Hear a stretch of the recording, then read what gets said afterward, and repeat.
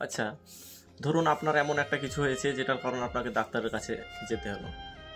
এবার ডাক্তারের কাছে গেলেন, রিপোর্ট করলেন। রিপোর্ট করার শেষে ডাক্তার আপনাকে রিপোর্ট হাতে ধরিয়ে দিয়ে বলছেন যে আপনি আর বেশি দিন নেই বেঁচে এই পৃথিবীতে, আর মাত্র 30টা দিন। এই মুহূর্তে আপনি কি করবেন?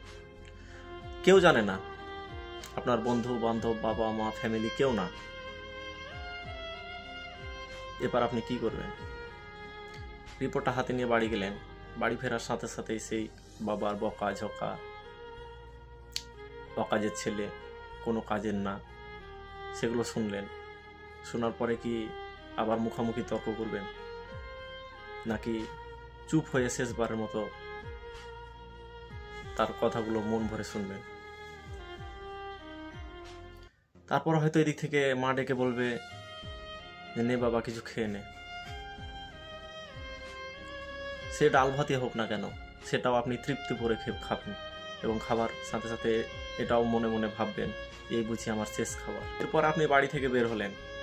বের হওয়ার সাথে সাথে আপনার সেই পুরনো বন্ধুর সাথে দেখা, যাকে আপনি মোটেও সহ্য করতে পারতেন না। এবার সে আগের মতোই ঝগড়াঝাঁটি লেগে গেল। সে আপনার সাথে তো কথা কাটাকাটি, তর্ক করছে।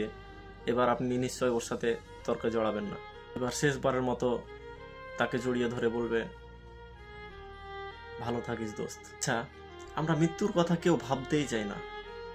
মৃত্যুর কাছ থেকে যেন আমরা সবসময় পালিয়ে বেড়াই, যেখানে মৃত্যুই আমাদের নিশ্চিত। কিন্তু যদি আপনি ভাবেন যেখানে আপনার শেষ দিন, প্রতিদিন যদি আপনি ভাবেন যে এটাই হয়তো আমার শেষ দিন, তবে দেখবেন সব কিছু আপনার ভালো লাগতে শুরু করবে। যে জিনিসটা আপনার পছন্দের না সেটাও পছন্দ লাগবে, যে জিনিসটা আপনি খেতে পছন্দ করতেন না সেটাও পছন্দ লাগবে। সব কিছু যেন নতুন কিছু একটা মনে হবে। তাই বলি, রাগ, অভিমান, ইগো সব কিছু দূরে রাখুন নিজের থেকে। দেখুন জীবনটা আগের থেকে অনেক সুন্দর হয়ে গেছে।